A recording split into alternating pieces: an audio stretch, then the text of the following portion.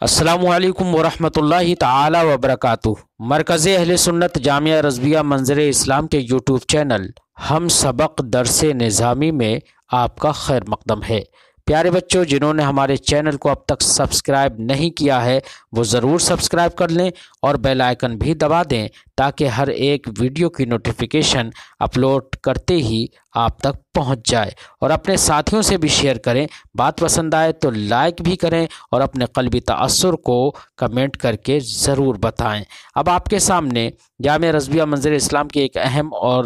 ماہر استاد حضرت مولانا مفتی محمد ابراہیم صاحب قبلہ ہدایہ کا درس دیں گے۔ آپ ان کی گفتگو کو بغور سماعت فرمائیں۔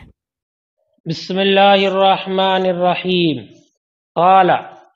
وَإِذَا تَزَوَّجَتِ الْمَرْأَةُ وَنَقَصَتْ عَنْ مَهْرِ مِثْلِهَا فَلِلْأَوْلِيَاءِ الْاعْتِرَاضُ عَلَيْهَا عِنْدَ أَبِي حَنِيفَةَ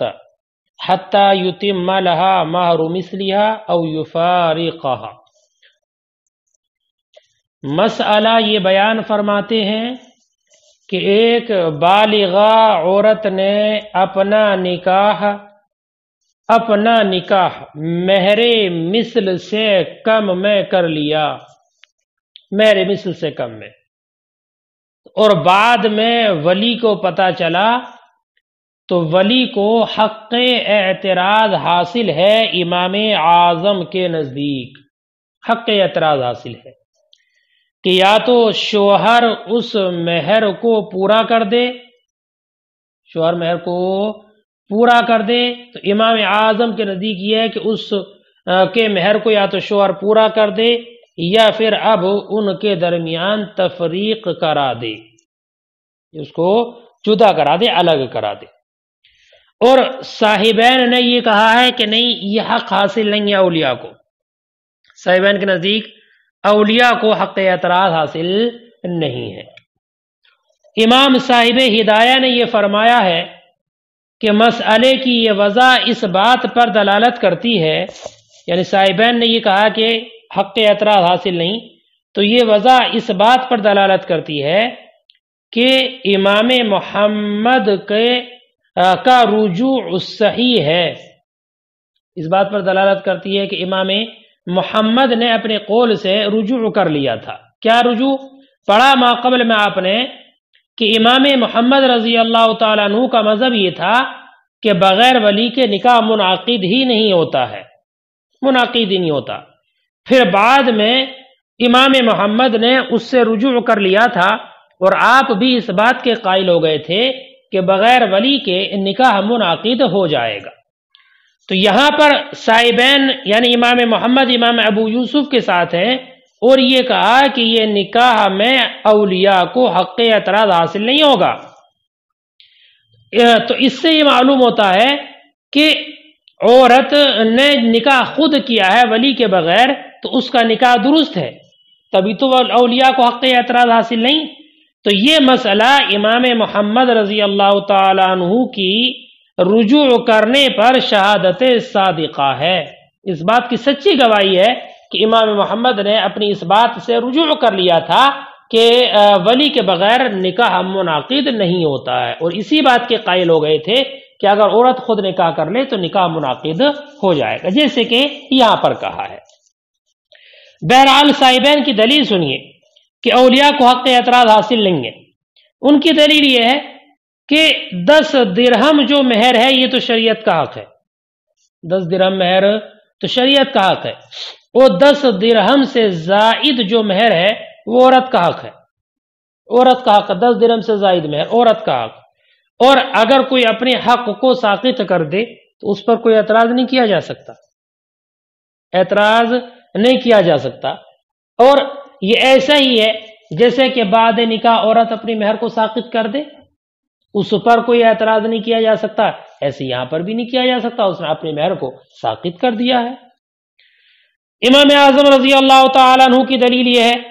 کہ اولیاء یہ مہر کے زیادہ ہونے پر فخر کرتے ہیں، فخر کرتے ہیں مہر کے زیادہ ہونے پر، اور مہر کی کمی کی وجہ سے عار محسوس کرتے ہیں، لہذا اب مہر کفاءت کے مشابہ ہو گیا، کفاءت کے جب مشابہ ہو گیا تو جیسے اس کا اعتبار ہے ایسے ہی مہر کا بھی اعتبار ہوگا، برخلاف اس صورت کے کہ جب بعد نکاح عورت نے اس کو معاف کر دیا، اس سے بری کر دیا، ہے نا، تو اس لیے کہ نکاح کے بعد اگر عورت مہر کو معاف کر دے تو اس پر عار محسوس نہیں کرتے ہیں، اور عار اس پر محسوس نہیں کرتے، کیونکہ یہ تو ہبہ ہے اور اس سے عار نہیں ہوتی، بلکہ اس سے تو ان کے لیے ایک فخر کی اور بات ہوتی ہے، اور اس کے لیے یہ باعث عزت بنتا ہے کہ فلاں کی لڑکی نے فلاں کا مہر معاف کر دیا ہے، تو یہ تو ان کی ناک اونچی کرنے والی بات ہوتی ہے، اس لیے اس میں عار نہیں ہوتی، اس لیے بعد نکاح معاف کر دینے پر اس کو قیاس نہیں کیا جا سکتا۔ فرماتے ہیں وَإِذَا تَزَوَّجَتِ الْمَرْأَةُ، جب عورت نے نکاح کیا، وَنَقَصَتْ عَنْ مَهْرِ مِثْلِهَا، اور اپنے مہر مثل سے کم کر دیا، فَلِلْأَوْلِيَاءِ الْإِعْتِرَاضُ، تو اولیاء کو حق اعتراض حاصل ہے علیہا، اس عورت پر، عند ابی حنیفہ امام اعظم کے نزدیک، حتی یتم لہا مہر مثلہا، یہاں تک کہ اس کا مہر مثل کو پورا کر دے، او یفارقہ، یا اس کو جدا کر دے۔ وقالا، اور صاحبین نے فرمایا، لیس لہم ذالک، ان کے لیے یہ جائز نہیں ہے، یعنی اولیاء کو حق اعتراض نہیں ہے۔ وہذا الوضع انما یصح علی قول محمد، اور یہ وضع صحیح ہے امام محمد کے قول پر، علی اعتبار قولہ المرجوع الیہ فی النکاح بغیر الولی، بغیر ولی کے نکاح میں قول مرجوع کا اعتبار کرتے ہوئے، یعنی قول مرجوع یہی ہے ان کا کہ نکاح صحیح ہوگا۔ وقد صح ذالک، اور یہ رجوع ان سے صحیح طور پر ثابت ہے، وہذی شہادۃ صادقہ علیہ، اور یہ اس مسئلہ امام محمد کے رجوع پر سچی گواہی ہے۔ لہما، صاحبین کی دلیل، انا ما زاد علی العشر حقها، کہ وہ مہر جو 10 پر زائد ہو وہ عورت کا حق ہے، ومن اسقط حقہ لا یعترض علیہ، اور جو اپنا حق ساقط کرے اس پر اعتراض نہیں کیا جا سکتا۔ فاشبہ کما بعد التسمیہ، جیسے کہ تسمیہ کے بعد اگر ساقط کرے تو کوئی اعتراض نہیں۔ ولی ابی حنیفہ، اور امام اعظم کے دلیل، ان الاولیاء یفتخرون بغلاء المہور، کہ اولیاء فخر کرتے ہیں مہروں کے زیادہ ہونے پر، ویتعیرون بنقصانها، اور اس کے کم ہونے سے عار محسوس کرتے ہیں۔ فاشبہ الکفاء، تو یہ کفاءت کے مشابہ ہو گیا، بخلاف ابرا کی تسمیہ کے بعد، لأنہ لا یتعیر بھی، اس لیے کہ وہ اس سے عار محسوس نہیں کرتے ہیں، بلکہ اس سے تو ان کی ناک اونچی ہوتی ہے۔ وَإِذَا زَوَّجَ الْأَبُ ابْنَتَهُ صَغِيرًا وَنَقَّصَ مِن مَهْرِهَا أَوْ ابْنَهُ صَغِيرًا، سنیں مسئلہ یہ بیان فرماتے ہیں کہ باپ نے اپنی صغیرہ بیٹی کا نکاح کیا، باپ نے اپنی صغیرہ بیٹی کا نکاح کیا اور اس کا مہر مثل سے کم کر دیا، یا باپ نے اپنے صغیر بیٹے کا نکاح کیا اور اس کا مہر مثل سے زیادہ کر دیا، اس کا مہر مثل سے زیادہ کر دیا، اور یہ کمی اور زیادتی تھوڑی نہیں بلکہ ایسی ہے جو غبن فاحش ہے، غبن فاحش نے بہت زیادہ کم کر دی، مہر میں بہت زیادہ کمی کر دی، لڑکی کے یا لڑکے کے مہر میں بہت زیادہ زیادتی کر دی۔ تو امام اعظم کے نزدیک صغیر اور صغیرہ پر یہ نکاح نافذ ہوگا، اور جیسے وہ کر دیں ویسے ہی لازم ہوگا، لیکن باپ دادا کے علاوہ کے لیے یہ کرنا جائز نہیں، یعنی باپ دادا کے علاوہ اگر کسی نے لڑکی کے مہر میں غبن فاحش کیا، یا لڑکے کے مہر میں غبن فاحش، لڑکی کے مہر میں غبن فاحش یہ کہ مہر میں بہت زیادہ کمی، اور لڑکے کے مہر میں غبن فاحش یہ کہ مہر میں بہت زیادہ زیادتی، تو غیر اب اور غیر جد کے لیے جائز نہیں ہے امام اعظم کے نزدیک۔ اور صاحبین رضی اللہ تعالیٰ عنہ یہ کہتے ہیں کہ اگر کمی اور زیادتی غبن فاحش کے طور پر ہے تو باپ دادا کے لیے بھی یہ کرنا جائز نہیں، اور اگر غبن یسیر ہے، غبن یسیر ہلکی پھلکی کمی ہے تو جائز ہے۔ امام صاحب ہدایہ نے امام صاحبین کے قول کے معنی کو بیان فرمایا، اس لیے کہ امام صاحبین کا جو قول لا یجوز، اس کا ایک مطلب یہ بھی ہو سکتا ہے کہ اصل نکاح تو صحیح ہے لیکن یہ کمی اور زیادتی جائز نہیں ہے، اس لیے امام صاحب ہدایہ نے فرمایا کہ امام صاحبین کے کلام کا معنی یہ ہے کہ ان کے نزدیک عقد ہی جائز نہیں ہے، ان کے نزدیک عقد ہی جائز نہیں ہوگا۔ صاحبین کی دلیل سنو، ان کی دلیل کا حاصل یہ ہے کہ ولایت یہ شفقت سے مقید ہے، ولایت شفقت کی قید سے، اس کی شرط سے مقید ہے، لہذا شفقت کے فوت ہونے کی وجہ سے ولایت باقی نہیں رہے گی۔ اب مطلب یہ ہوگا کہ باپ نے بغیر ولایت کے نکاح کیا اور بغیر ولایت کے نکاح باطل ہوتا ہے، لہذا یہ نکاح بھی باطل ہوگا، اب رہی یہ بات کہ شفقت کیسے فوت ہوگی، تو اس کے بارے میں فرماتے ہیں کہ صغیرہ کے مہر میں بہت زیادہ کمی کر دینا، غبن فاحش کرنا، یہ صغیر کے مہر میں زیادتی کر دینا غبن فاحش کے طور پر، اس میں کون سی شفقت ہے؟ یعنی اس میں شفقت باقی نہیں ہے۔ جب شفقت نہیں کمی کرنے اور زیادتی کرنے میں، تو یہ ایسا ہو گیا جیسے کہ شفقت ہے ہی نہیں، اور بغیر شفقت کے ولایت نہیں ہوتی، اس لیے یہ نکاح درست نہیں ہوگا۔ اور فرماتے ہیں یہ ایسے ہی ہے جیسے کہ باپ نے صغیر یا صغیرہ کا مال بیچا اور غبن فاحش کے ساتھ بیچا، یعنی قیمت میں بہت زیادہ کمی کے ساتھ بیچ دیا، یا باپ نے صغیر اور صغیرہ کے لیے کوئی سامان خریدا اور بہت مہنگا خرید لیا، تو یہ بالاتفاق بیع جائز نہیں ہوتی، اسی طریقے سے نکاح بھی جائز نہیں ہونا چاہیے۔ یہی وجہ ہے کہ باپ دادا کے علاوہ اگر کوئی اور ایسا کرے تو یہ بالاتفاق جائز نہیں، لہذا اگر یہی کمی اور زیادتی باپ دادا کر رہے ہیں تب بھی نکاح صحیح نہیں ہوگا۔ امام اعظم رضی اللہ تعالیٰ عنہ کی دلیل سنیے، وہ یہ فرماتے ہیں کہ نظر اور شفقت یہ ایک امر باطن ہے، نظر اور شفقت یہ جو ہے امر باطن ہے، لہذا شفقت کی جو دلیل اور علامت ہے اس پر حکم لگایا جائے گا، اور شفقت کی دلیل ہے قرب قرابت۔ تو ہم یہ بات کہتے ہیں کہ باپ دادا میں دلیل شفقت موجود ہے، تو اب اگر وہ نکاح کر دیں تو ان کا نکاح کیا ہوا یہ جائز ہوگا، اور باپ دادا کے علاوہ میں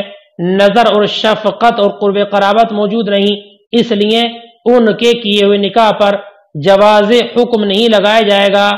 اور امام محمد اور امام صاحبین کا، امام ابو یوسف کا یہ کہنا کہ مہر مثل میں کمی کر دینا یہ شفقت نہیں ہے،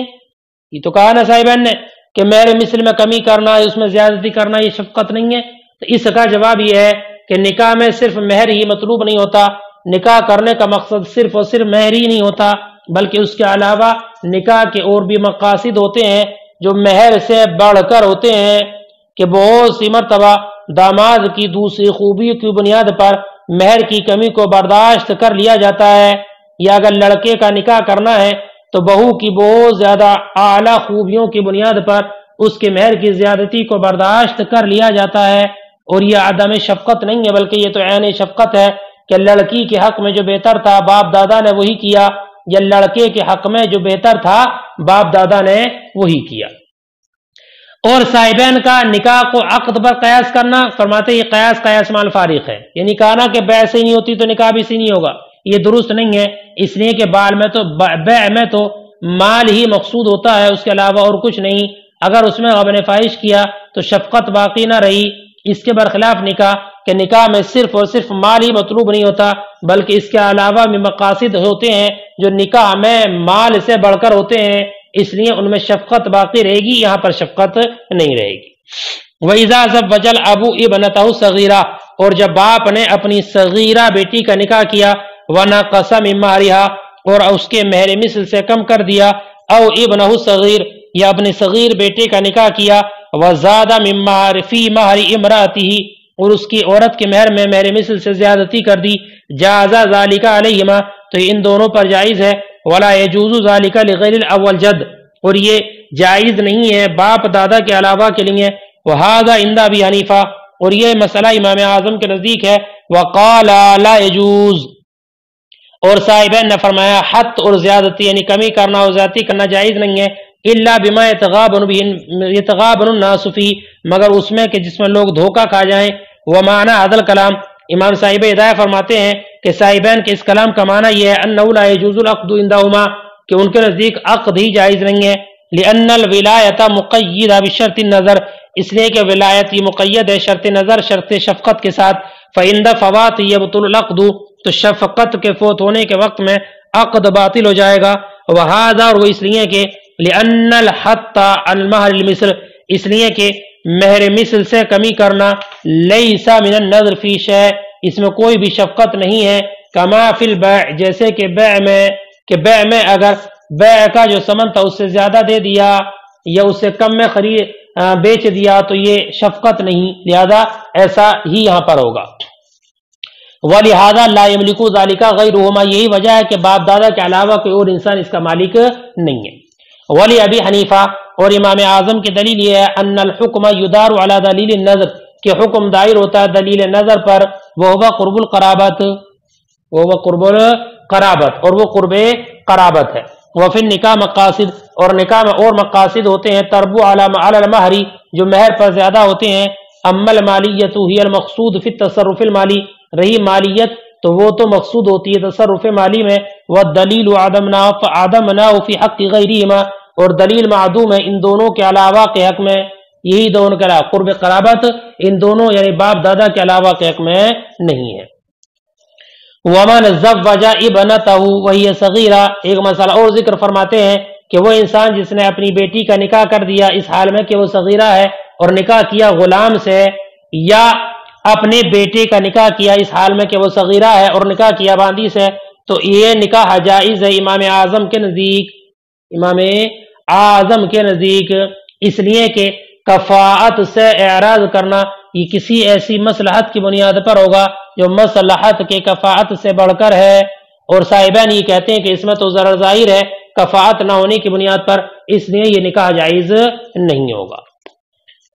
وقال فرمایا وهذا عند ابی حنیفہ، یہ امام اعظم کے نزدیک ہے، لان الاعراض عن الكفاءۃ لمصلحۃ تفوقها، اس لیے کہ کفاءت سے اعراض کرنا کسی مصلحت کی بنیاد پر ہے جو اس سے بڑھ کر ہے۔ وعندهما صاحبین کے نزدیک ہوا ضرر ظاہر، یہ ضرر ظاہر ہے لعدم الکفاءۃ، عدم کفاءت کی بنیاد پر، فلا يجوز، تو نکاح جائز نہیں ہے۔ واللہ